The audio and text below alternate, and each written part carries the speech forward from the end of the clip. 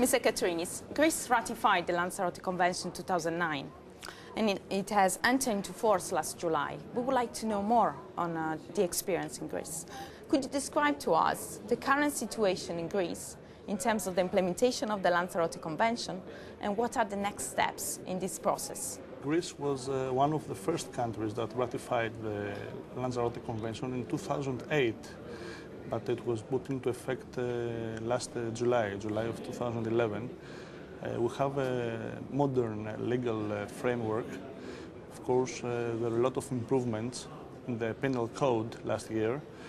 And we think that the implementation of the Lanzarote Convention has done many things and has helped to have a more strict legal framework, and of course to raise awareness of the public opinion, and of course to improve the rate of the reporting cases,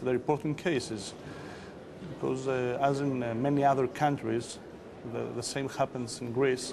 We have many cases that are not reported because people are not informed, because in many cases the children themselves are frightened and don't know where they can report that they're sexually abused or exploited. And that's why we need to strengthen and to modernize our legal framework. But I think we're in a very good situation in my country. The 1 in 5 campaign in Greece was launched officially in June during an event on children's protection against sexual abuse and exploitation organized in Athens. This was with the cooperation of the Greek delegation of the Parliamentary Assembly of the Council of Europe and the Hellenic Institute of Child Health. Can you tell us a bit more about this event? What were the goals and what did you achieve? Yes. As you said, we had the launching event in June in the Athens Concert Hall. We didn't want to do it inside the Parliament. We wanted an external event in order to inform the public opinion, to raise the awareness of the situation, and to engage the civil society in problem solving. And we want to activate the civil structures to cooperate with all the authorities, the ministries or the other authorities of the police or the legal system. So we had an event where we held addresses of the Minister of Education, of the Deputy Ombudsman for Children's Rights, the Secretary General of Transparency and Human Rights of the Ministry of Justice, representatives of non-governmental organizations, academics. We spurred the dialogue and we have an exchange of views, because I think this is the main aim of this campaign. We want to inform people, we want to have their point of views, and want to make things better in the legislative framework, in order no one to be afraid to report these cases of sexual abuse and exploitation. And of course it's of the same importance the matter of child pornography via the internet, where in Greece we have an annual growth of 150% last year, and this is also of the same importance. The 1 in 5 campaign in Greece will be followed by 2 regional events in 2011. In regions where there is a statistically increased incidence of sexual violence against children, or where specific characteristics have been identified. Could you tell us a bit more on these regional events? And have you got any plans for the years to come? For example, in terms of raising social awareness at all levels of society? This is our main strategy. We don't want just to have a press conference or just an information inside the Parliament.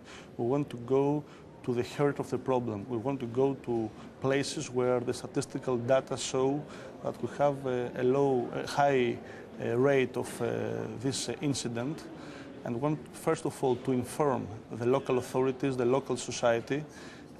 We are in cooperation with the Minister of Education because we want to have seminars with teachers, because teachers detect in schools all these children that have been victims of sexual exploitation and abuse.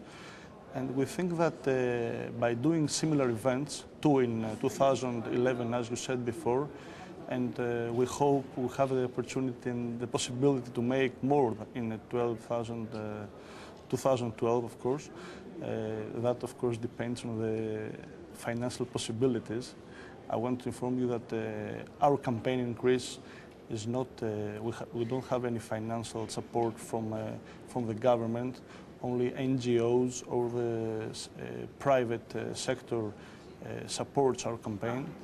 And we are very grateful to them, and we, of course, we're very satisfied because all this campaign is not just a process that it's going on because the Council of Europe decided so, but many people have